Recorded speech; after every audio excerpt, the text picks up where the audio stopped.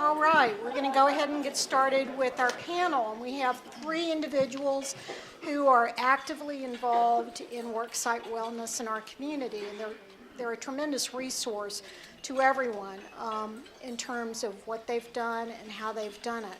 So we have Meghan McCarthy, who I misspoke and said was with the Department of Health, but she's actually with Baptist Healthcare Healthy Lives, which is Baptist Healthcare's wellness program. We also have Deb Napier, who was on our co-chair of our Healthy Weight Committee work group, but she is really, her daytime job is with Gulf Power in charge of their worksite wellness program. And then we have Chiquita Payne, who works for the Department of Health in Escambia County and is also Santa Rosa? City of Milton. City. Well, I guess everything on this sheet is a lie. You can just award us degrees and, you know. Yes, okay. You went to Harvard, she went to Yale, and this is our Princeton grad right up here. At that, I had just better sit down and forget about it. So, Deb, are you going first? Meghan, you're going first? Okay. All right. Please welcome our panelists, Chiquita, Meghan, and Deb.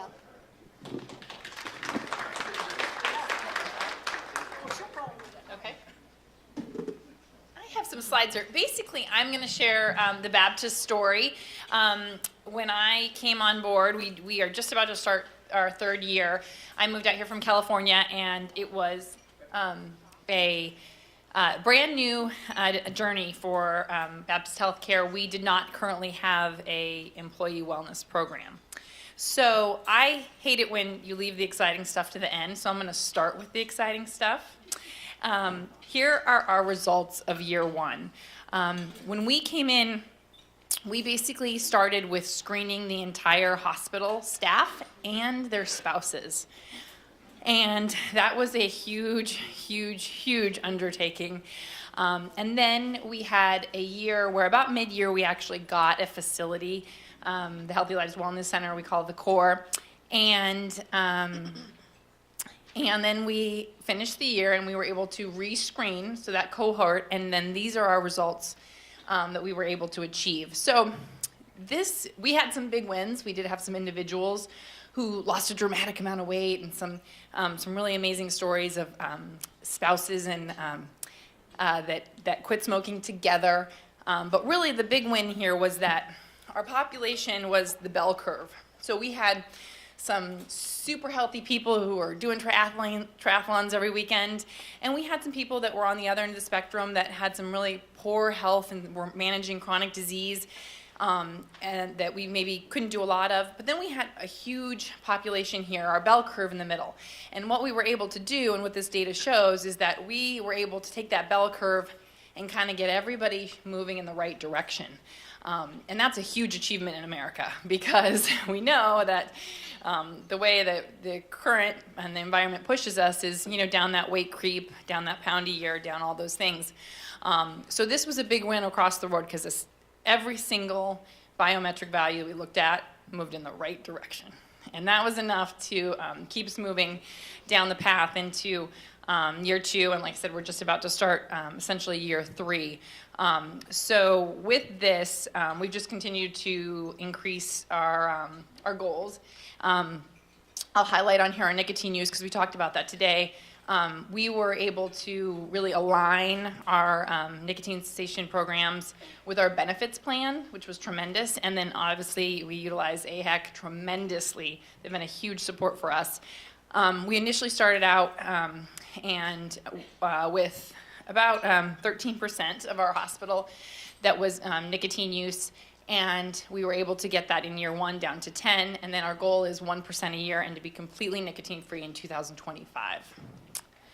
So we do talk about the money a little bit, and this is not accounting for any of our improvements in absenteeism or presenteeism or any of the other sometimes ways we look at return on investment for wellness. This is truly just looking at a 5-year disease risk profile, and that's what we do. We go in and we look at someone's health, and we say, okay, if you made no changes, what are the chances of you being diagnosed with a chronic disease in the next 5 years? And that's a short enough time that people can really wrap their heads around. So if we were to say to them, based on your self-reported family history and your blood glucose that we just took via finger stick, and you change nothing, you've got a 50-50 shot of being diagnosed with diabetes in the next 5 years. Are you comfortable with that level of risk? And if you're not, we're going to help you adjust that risk with these lifestyle modifications. So what we do is, when we statistically look at the population, if we've got 2 of those people that had 50-50 chances and neither of them get diagnosed with diabetes in the next 5 years, we can call that as cost avoidance. So this is based on the Blues, who set the rates in our market of what these new diagnoses cost. And so this is our 11% reduction in chronic disease. So double digits is incredible. We've also moved on to offer these services in the community. So a lot of businesses who hear the support, and like we've talked about today, who don't want to do it themselves. They'd like an organization to come in, that third-party provider to come in and do that. A couple of our businesses have actually outdone us and had better results than we have in year 1.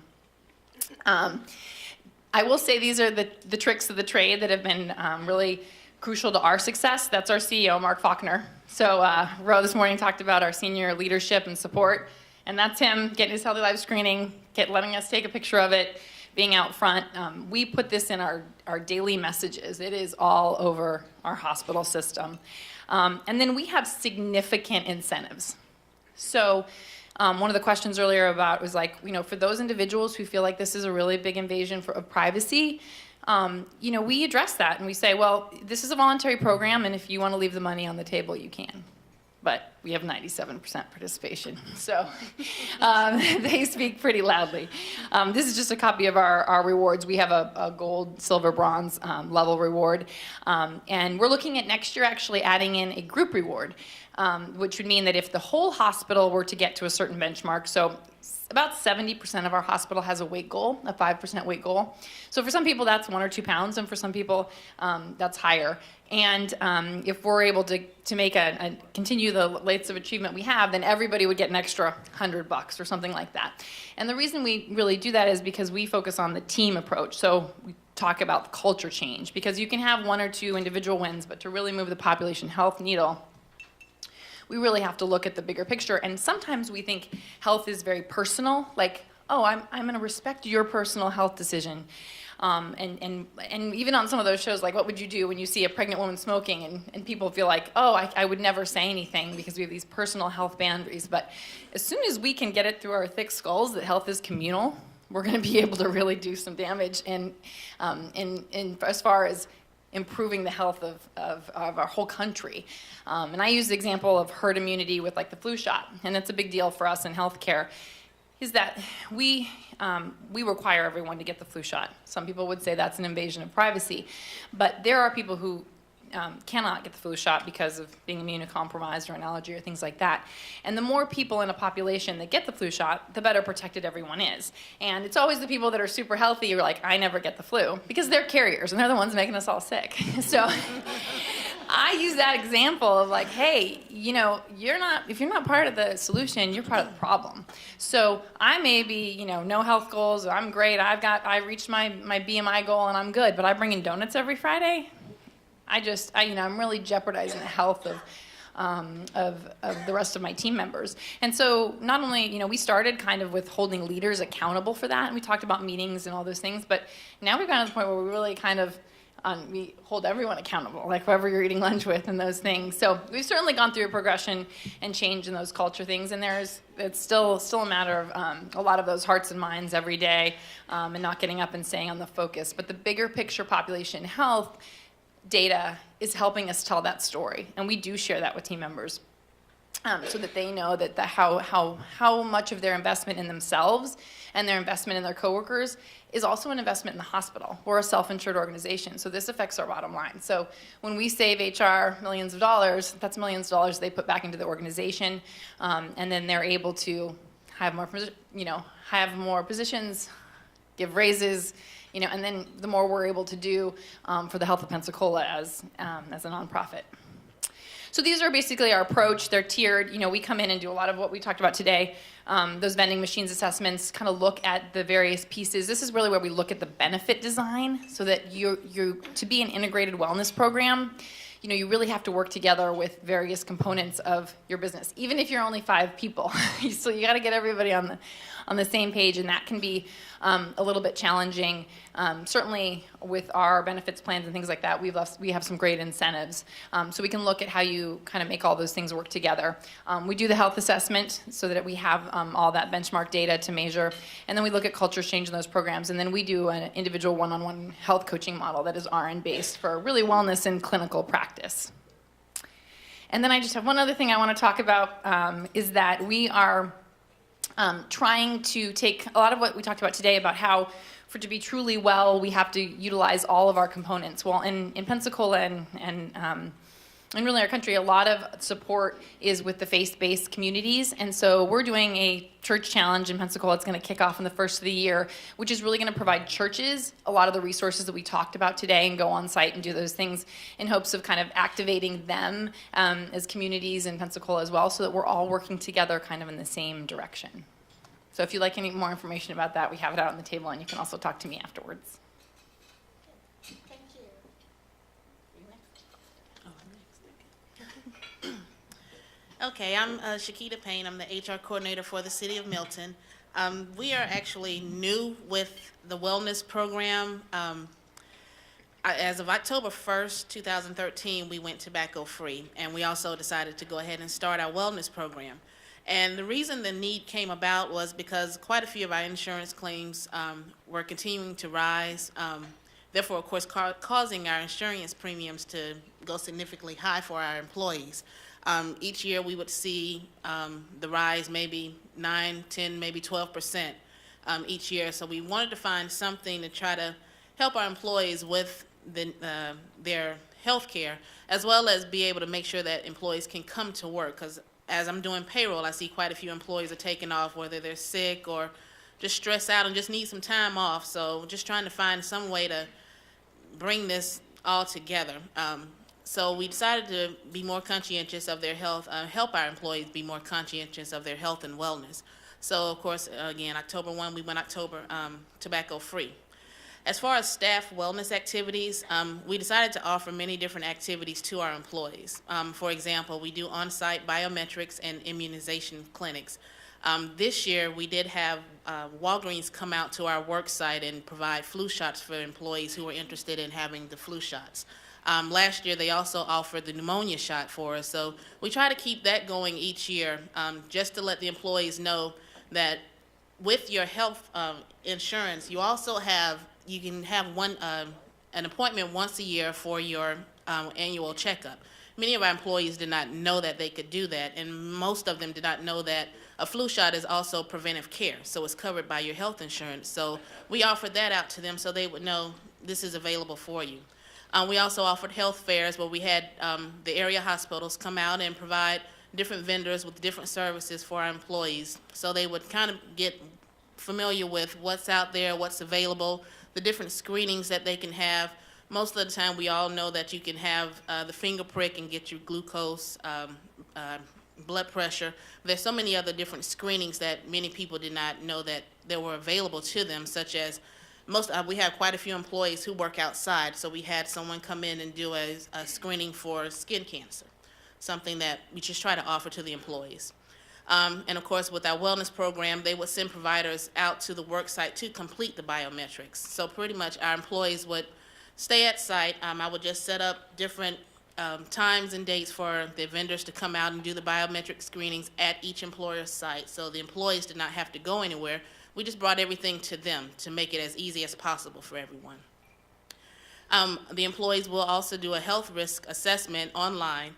Employees who complete the health risk assessment can earn a $25 gift card for completing that, and they can earn up to a $50 gift card for completing other activities throughout the year, such as speaking with a wellness coach twice a year, getting the flu shot, going to different seminars regarding health, anything pretty much dealing with health.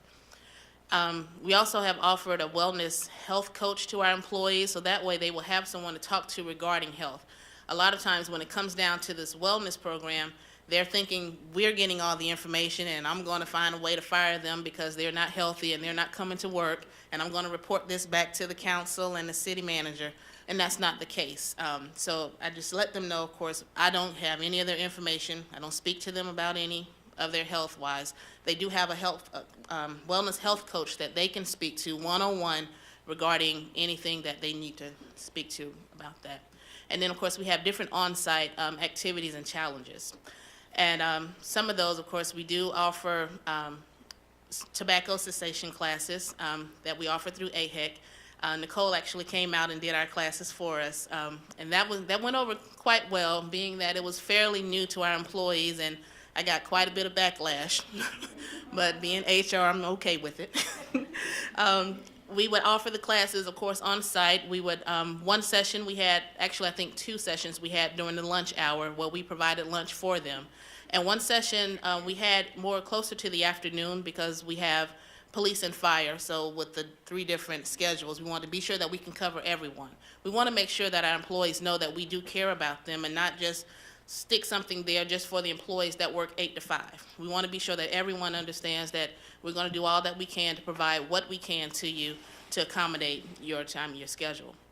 And then, of course, with our health fair, the different vendors that we have are listed there, from diabetes education, the health screenings, smoking cessation, stroke education, the mammography, mobile came out for that. So we just had different things available for them. In regards to our wellness program, we did offer, actually we still do offer quite a few different seminars for our employees to attend. Most of our seminars are lunch and learn, so we do try to offer lunch in order to get them to come out. And one, we tied in a healthy diet after quitting tobacco. We had quite a few employees that were in the smoking cessation classes, and they were worried about gaining weight after they quit tobacco, using tobacco. So we decided to offer a seminar to help them learn how to eat better and be able to coincide that with quitting tobacco. Other seminars we've had were dealing with women's health, diabetes, how to eat on a healthy budget, doing different exercises at your work site. We had someone actually come out from one of the local hospitals to come out and show us how to do different exercises at our desk instead of jumping up and down or trying to find time to do an exercise. There are some things that you can do at your desk, so we did have someone come out for that. Then we also offered employee health challenges. The first challenge we actually offered was a walking challenge. And with the City of Milton, I work in the City Hall. Right behind us is the Blackwater Trail. So we have employees that go out there quite often on their lunch breaks, on their 15-minute breaks, where they just get a quick little walk in. And I also try to encourage employees as we are working in City Hall, instead of calling someone or sending a message via email, get up and walk to that person's office. It's a quick little exercise, and also helped out with our walking challenge to get employees more active and involved. The Race the Rainbow, that was a way of getting employees to eat more vegetables of different colors, such as our purple vegetables. I think our biggest challenge was the white vegetable, because nobody knew what that was. And of course, the Biggest Loser contest that we've seen often, that I think probably went over the best for us. We had pretty much everyone in the city in the Biggest Loser challenge. And we had 3 different teams to compete in that. And actually the team that won was our Public Works team, which was nothing but men. They beat everybody. So that was just a way to kind of get the employees to know that we're there for them, we're here for them any way possible. We want to make sure that we get everybody involved and not just single people out. And as a result, we have seen that some of our insurance claims ratios are beginning to drop. This year, with our premiums, we only went up 3%, where we're used to about 9 to 12% hike in our insurance. So we've seen that. I have noticed that our leave time is starting to build up for quite a few employees. They are starting to not take so much time off work and be more proactive and productive at work. As far as participation, more employees are becoming involved in our wellness program. Of course, with it being something new for the city, no one likes change, so it's always hard to get people active and interested in that. But we actually are starting to see quite a few more employees involved. This week, we actually yesterday, I had a makeup day for employees to come and complete their biometrics. And out of 125 employees, I only have 5 that have not completed anything. So we are seeing a big change and letting them know that we're going to do what we can to promote this. We're not going to bombard you with information, but we want you to know that it's out there and it's available for you. So overall, we're just hoping that our program continues to succeed, and we're starting to see 100% participation from our employees. Hello. Am I on? Can you guys hear me? Okay. I'm just curious, how many people were at the first summit back in 2013? Okay, a few of you guys. And you know, probably early mid-morning, we had Meghan come up and she did a little stretching exercise for us, right? So my presentation is going to stretch you guys too, but your mind, in terms of looking at some out-of-the-box ideas for wellness programs.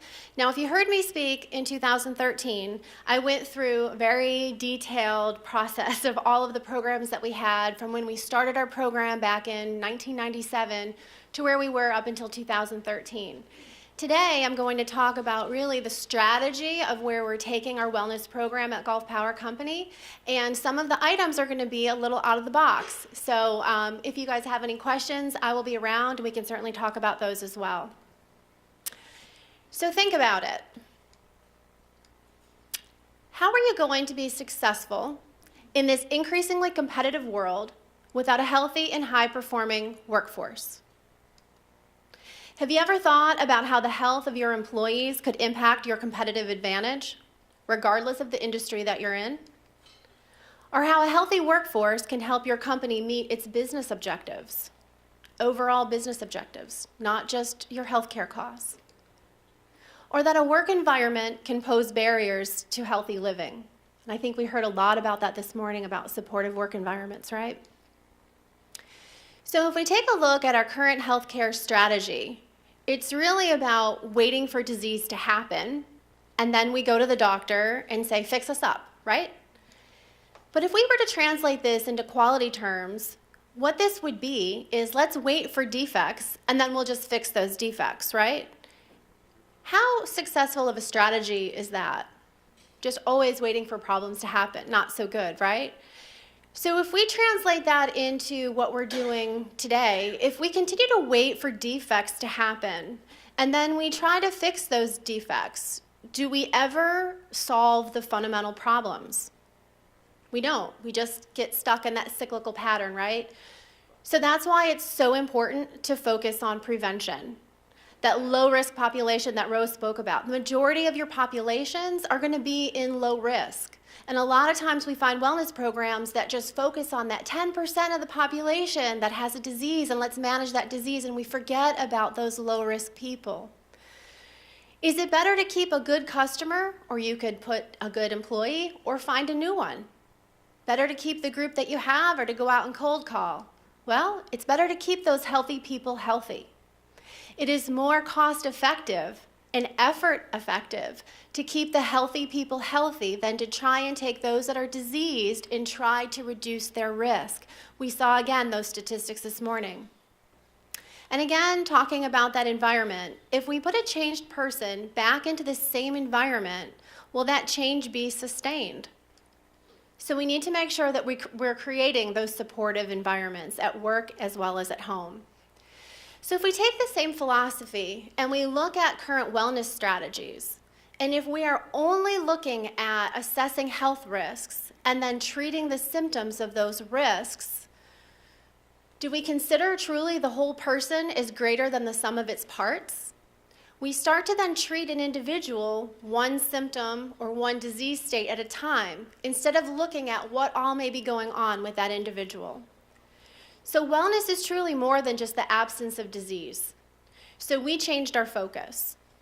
Instead of just focusing on wellness, we call our program well-being. And we look at the total well-being of our employees. It encompasses many different things. Now, you may be thinking, what in the world is a well-being program? What kind of programs and resources and services would you have? We have all of the same ones that you would typically consider in a wellness program. We have lab draws, we do health risk appraisals, we have on-site safety and wellness fairs, tobacco cessation programs and resources available. But what we also have are programs that look at mental and emotional health and promote those programs through caring for aging parent workshops. We have financial programs that help our employees with debt management, budgeting, and investing, so we don't have employees being stressed out about living paycheck to paycheck. We have programs that allow our employees to work in an environment that supports healthy choices. So vending machines that have healthy choices. When meetings are catered or celebrations and events are catered and company dollars are used, healthy choices are going to be available for people to make those decisions. But in terms of what our well-being model also includes, all of those physical components that we typically think of in a wellness program, it also includes the emotional, your emotional well-being. Social, so social connections. How connected are you to your coworkers, to your family, to friends? Do you have a good social network? Financial, I talked about that before. If you're stressed out about your finances, are you necessarily thinking about the weight that you have to lose or the tobacco products that you should stop using? Career, we've started to incorporate careers, so learning and career development and making sure that people are really following their passion and what they're really wanting to do. Because it sure makes a heck of a lot of a difference when you're working 8, 10, 12 hours in a job that you're really passionate about as opposed to one that you're just collecting a paycheck. And then community. Do you have a sense of community? So trying to find ways in which we can get our employees involved in volunteering and getting connected.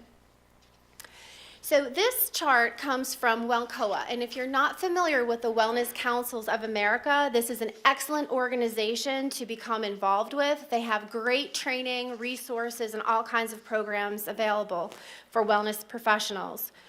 So when we look at a healthy and high-performing workplace, okay, when we look at some of those other factors outside of the return on investment from a cost savings perspective, we know that we should place our focus on our number one asset, which is our employees, right? We want to make sure that they are the very foundation of an engaged, innovative, and high-performing workplace. That's all of that productivity. That's where that sense of innovation and creativity comes from. And our program supports the employee through the entire life cycle of their career at Gulf Power, from a new hire all the way through to retirement. We also understand the diversity of individual needs and interests and multi-generational differences and challenges. So what might appeal to a Generation Y employee may not be the same that appeals to a baby boomer. So trying to make sure that programs are designed in a way that appeals to both groups. And then although we can't really cut stress out of our lives, and nor would we really want to, because it also serves as a way to push us forward and excel, we do want to make sure that we're helping our employees build resiliency skills. We know that life storms are going to knock people down, but the key is being able to be prepared to get back up after those storms pass and be able to recover. We also understand that environments shape behavior, so trying to make sure that we have programs and resources that allow our employees to make the easy choice, which should be the healthy choice, right?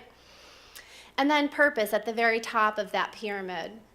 How do we ensure that our employees are connected and understand that their role is connected to the greater sense of the organization?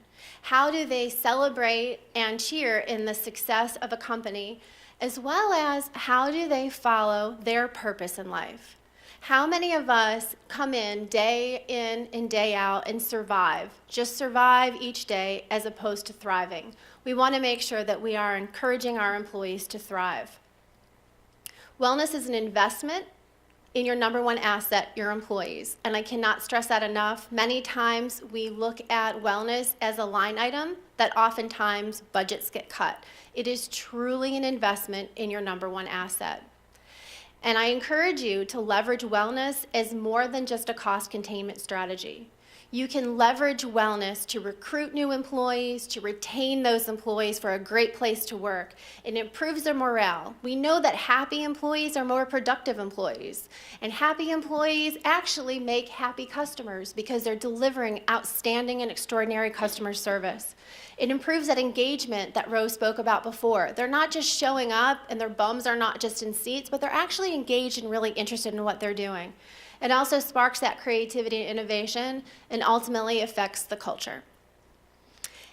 And that's all I have. All right, thank you so much. What we want to do now is really open up the floor to questions for our panelists. Also, if you have additional questions for the tobacco work group or the healthy weight work group, please feel free to ask those questions as well. So, any questions? And, you know, in just a second, and I'll call on you in just a second, I think one of the great things about this panel is what you are seeing is the maturity process for wellness programs, from a program such as the City of Milton's that is barely started, just 1 month old, to one that's been available for about 2-3 years, and to a very mature program like Gulf Power. So it kind of gives you the range of what's possible.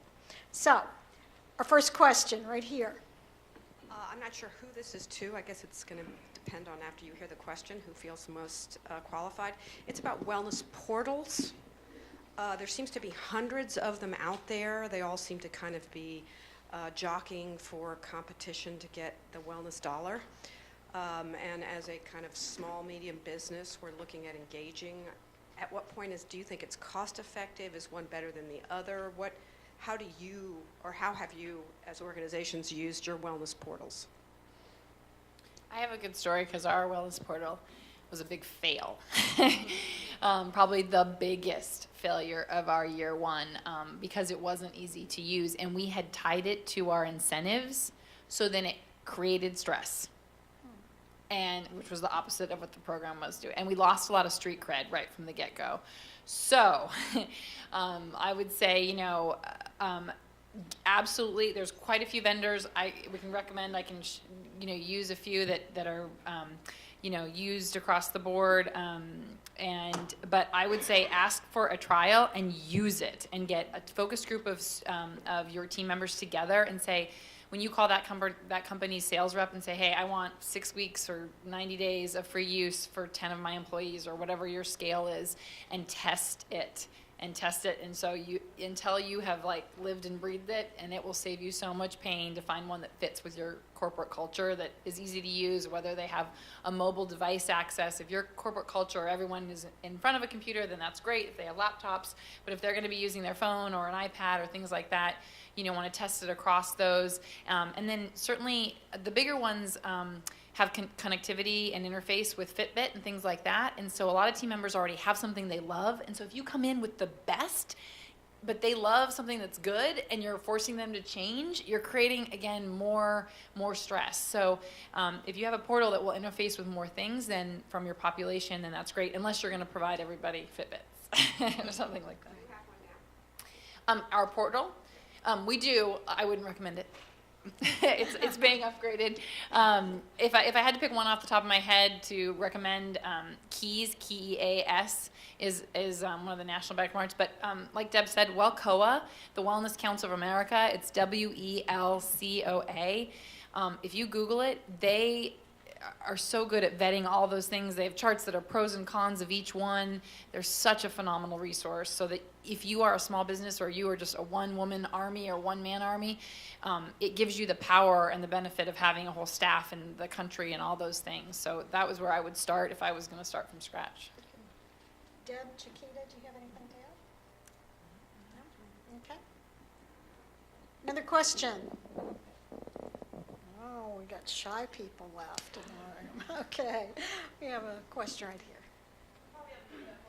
Maybe not a question, but just a comment from the world of school health, is that wellness or well-being crosses generations. And for those of us that live in the schools and teach or work as school health agents in the schools, your children are watching you. And as you are engaging your employees and you're helping them to become healthier and make healthy choices and to become those well-beings, their children are watching them.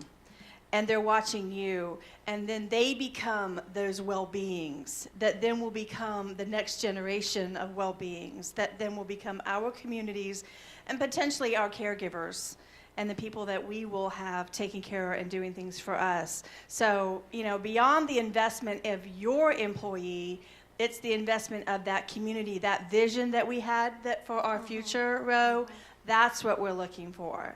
So the school health is a huge population, and they're a big avenue to touch a large group of people. Absolutely. You're so right, because if we ignore the children, they're going to grow up to be just as bad, if not worse, than we are. You guys have anything to add? Okay, we have 2 questions. Just a comment as such overall. I'm a local pastor, and I was impressed to hear talk about caretakers in the beginning and just a little later, because there's a lot there that I would put it this way. In the last 3 years, I've had family issues, not in this state, one in Florida and one in Alabama. It was a difference between night and day, how one person was able to take care of the mother-in-law on the one hand and the other case. And the impact that makes upon the family and the community, that's good community health. So I would just say hats off to those companies that are doing that. I would encourage that to be a part of the agenda of such a meeting. Thank you. Very good point. Can I just add something to that? If you have EAP programs or financial services through MetLife or other companies like that, a lot of them will offer those seminars and programs on site free of charge. So those are great opportunities to reach out to your representatives and see what they can do. I was really surprised when we offered caring for aging parents, how many people showed up. It is really a source of stress that really kind of went untapped in terms of providing resources, because a lot of our employees are in that sandwich generation. They have children at home that they're trying to take care of, and then they have aging parents that they're trying to take care of as well. So we had so many people request this seminar that we ended up offering it 3 more times. So something just to kind of consider, going back and looking at what resources you have available. All right, we have a question over on the side. I actually have more of a comment. I'm actually really excited. My husband and I are fairly new business owners, Nighttime Boxing and Fitness, and we went to the last meeting for Live Well Northwest Florida, and we were developing a program for kids in the school district, Operation Fit Kid. And after going to that meeting and becoming partners with Live Well, we were able to bring our program to fruition and actually start it, and it's been successful, and we're really excited about it. And so to cover, or, you know, to touch on what you were saying, the kids really, really enjoy it. And so I just wanted to say thank you for Live Well Northwest Florida for actually doing this program, because for a small business, we really have enjoyed it. And We'll get the word out to other small businesses, because we really want them to take advantage of the resources that are on our website, and definitely tap into the resources of the leaders in the community who are already doing the wellness it programs. was in the paper, so you probably saw Live Well in the newspaper. Yes, we did. That was very nice. I want to encourage everybody that in your packet is an opportunity to sign up as a Compact member. That's right. So you don't have to wait. You can do it today, and there's no cost to signing up. You're just sharing the mission and complementing the goals and directions Yes. we're trying to head for. Absolutely. Dr. Ranelli. I just wanted to say that you put on an excellent program here today. I'm very impressed with the talent and the energy that's been applied to this problem. I mean, the toolkit is excellent. Oh, good. I guess the threshold question I have is how do we go about getting businesses, large and small, to participate in this so we can achieve Carol Carlin's dream of getting 80% participation in this? Because if you can do that, I mean, if you can get that participation up, I think you can really move the needle with all the energy and talent and the resources that are available here. But how do you do that? What's that next step? And you know what? I don't think any one person has all the answers, but definitely we want to hear your ideas. And Carol is the president of the chamber this year, and the chamber of for Pensacola Chamber of Commerce was so good in co-sponsoring this event. They sent out emails to all of their members, which was wonderful. So probably some of you got emails through the chamber, but we could use some help. And Carol, why don't you comment on Well, that? how many of you have actually watched the chamber the last couple of years? How many of you knew we were in the sunshine and we went through this Yeah. total restructuring? Well, guess what? We're out now, and we've restructured the chamber. We are back being advocates for small business. And here's what everyone in this room can do. It's going to start with us. We realigned the chamber, and we've adopted 6 pillars. 3 of the most important pillars that we've adopted, one is education. We need an educated workforce, right? The other is a healthy community. That's another pillar. And the other is infrastructure. We feel like this year, if we can, out of the 6 pillars, kick off those 3 pillars, we need people signing up to own it. If we're going to solve this problem in our community, we have to own it, right? So you can become, also if you're not a member of the chamber, we're going to bring that entire coalition together, and we're going to start these initiatives. This was fabulous. You have the foundation of what we need in this community. And I tell you, I'm so proud. Mary and I are just beaming over here because we can now take it, and that pillar can come to fruition. But we need your help to do that. And that's such a good comment. I mean, one of the things about Live Well and really the partnership and everything that we do is it's not solving the problems with health in our community is not on our shoulders. It's on every single person, every single organization in this community. And it's about collaboration. How can the schools work with us? How can we work with the chamber? How can, the health departments work together with other organizations, AHAC and businesses? How can we all work together to address these issues? So that very good point, Carol, that's something we have to do. Pat? Oh, I'm sorry. I didn't even That's see okay. you. That's okay. Yes. This has caused us to think out of the box too, because for us, we handle disasters. And so our focus is in the box of preparedness, response, and recovery. Our mission, however, states that we want to build the most resilient community. And what I'm hearing here is a healthy person is a resilient person. So I'm going to start looking at ways that we can promote it. I do the social media, and how we can promote. You have to be healthy too, not just build a disaster kit, but you've got to build yourself. So this has really taught me that. Oh, great. That's a wonderful way to think about. This is not just about the clinical health of individuals, whether or not they have high blood pressure or overweight or use tobacco. There's more to it. And it's kind of to what Bruni was trying to get at, I think, earlier with some of your questions about behavioral health versus behaviors. It's all interrelated. Deb, do you want? No, I'm just agreeing. Okay. Vanessa. I just wanted to point out that one of the things that Tobacco Free Florida does is we visit each and every business personally, and we assess and we find out what you have, what you need, what's happening with you, and that's not just tobacco, that's any wellness program. And that's one of the things that we provided to the tobacco work group of Live Well, and that was a database of individuals that we've contacted already, some that are large, some that are small, where you are. So we collect baseline data for the whole state of Florida, and we provide that to Live Well as well.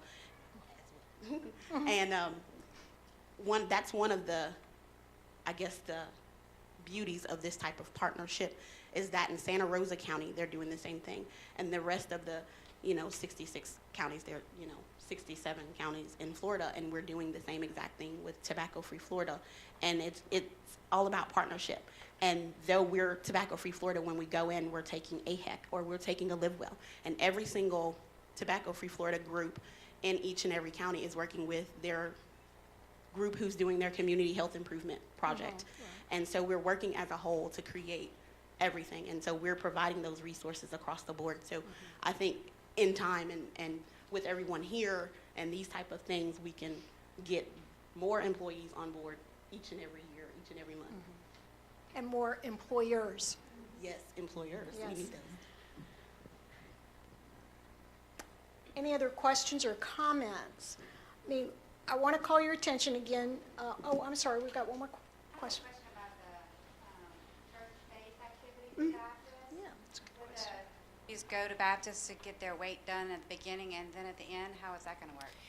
Any of the participating churches, what we're going to do is provide a Nutrition 101 workshop for them on site as at their schedule. So if that's at their Wednesday night fellowship or a Sunday service, whatever they prefer for their population. And then they're going to be invited to send 3 representatives, whether that's pastor or lay worker or any member of their community, to a day training at Healthy Lives University to kind of cover all of what we did today in the full version. And that person will kind of be the communication liaison between us. And then we'll provide passive education, so things for the bulletins or topics for discussion through sermons and things like that. So they'll have those resources. And then we will do the initial and final weigh-ins at the site of the church. And then the winning church will get a billboard for a month. So please look, this, this will be wrapping up right around April time, and we'll need to produce the billboard. So there'll be one either late spring or early summer that you see the winner of that competition. And we're hoping this is an annual thing that we utilize the New Year's resolutions, and that maybe next year we have a different health focus. But weight is an easy one to start with because it's a very easy one to measure, and people kind of understand it from The Biggest Loser and things like that. So that's kind of where we're starting, and we're hoping to just sort of engage, like I said, our faith-based communities, and just like how this group comes together is that if we're working together, we really are pretty powerful. And I think that brings up another issue about collaboration. It's not just about the businesses. It's about the churches and their congregations. It's about schools. It's about government. So it's not just, single focus. We really have to get all the different entities in the communities aligned together, that we're all focusing on the same 3 priorities of tobacco, healthy weight, and health management, and all work together towards solutions. Any other questions, comments? Just want to refocus your attention for a few minutes on our toolkit. Sorry about that. And talk a little bit about the next steps. I think the toolkit has a lot of resources in here for you. A lot of them have to deal with what's available on a national level through the CDC and other national programs, but we also are trying to connect you with our local resources too, whether that's the health departments or AHEC or these wonderful folks on the panel. So what can you do? What are your next steps? First of all, we'd love to have you sign our Live Well Compact. We want you to become members, and it doesn't matter if you're an individual, a single business owner who only has 1 or 2 employees, or whether you have 5,000 employees, or whether you're a government entity or a church. We want you all to participate. And then in return, we will bring you into the fold in terms of newsletters and those type of information that will try to keep you informed about what's going on. Also, the Chamber put out a survey, and they're allowing us to make it available to everyone here.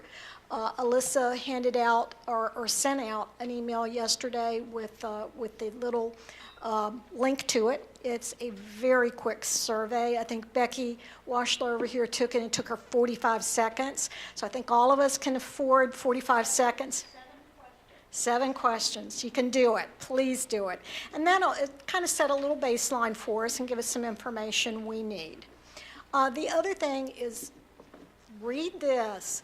And if there's something in here that you need, or that isn't in here that you need, let us know, and we will try to find it for you. The other thing is check our website through the Partnership for a Healthy Community, and our website is just the first initial of each word, so pfahc.org. And on that website is our link to Live Well, which is our brand. So then as far as what you can do after you leave here, for your organizations, and that's go ahead and form a team or teams, one team for tobacco, one for healthy weight, or just one for everything, however you want to do it, and really start that planning process that Priscilla talked about. I think that's very important that you plan out what you're going to do and that you involve your employees. So conduct the environmental scan, and we have some resources in your toolkit that will tell you how to do that and what you're looking for and how to do the scan. And definitely survey your employees. Find out what they want and what they need. Not every organization is alike. One organization may really have no smokers, no tobacco users in it, so why start a tobacco free policy when you really need to maybe concentrate on healthy weight or activity. So then in addition, we want you to contact the partnership, our Live Well program, and we have two wonderful people who are the bread and butter of our staff, and that is Alyssa sitting behind, our little redheaded Alyssa, there she is, and Pat, who has been walking around, and I know many of you already know Pat Dunn. So please contact either one of them if there's anything that we can help you with, any additional information you need, any resources that you don't know how to access, whatever it is, we will try to put you in touch. And then also, and it's not on the slide, but keep a lookout in your email, on your Facebook account, on emails from the chamber and from us, because this isn't the last time we are going to do something of this nature. We're going to continue to be out there pushing and trying to be the catalyst and the facilitator for this type of event. So with that, I think we are done for the day. We are so pleased. We are just really blown away about the attendance and the participation, and want to thank every single one of our presenters today, because the work groups and the presenters really are the ones who have made this happen. The partnership is just a board. We need our work groups to really facilitate and make this all happen. So thank you very much. And as I'm going to turn to Pat, is there anything I'm forgetting? Evaluations, yes, I mentioned that before, but please turn in your evaluations. And we do want to let y'all know we did find the owner of the earring. So we had a success story. And again, I want, on behalf of so many of us on the board and the executive committee, to say thank you to all of y'all for coming. And one of our major partners is not with us today, but has been in our thoughts, and that's David Schoberg. I think most of you have met him over the years. And David is tickled to death that we have a full house. So thank you all. And thank you.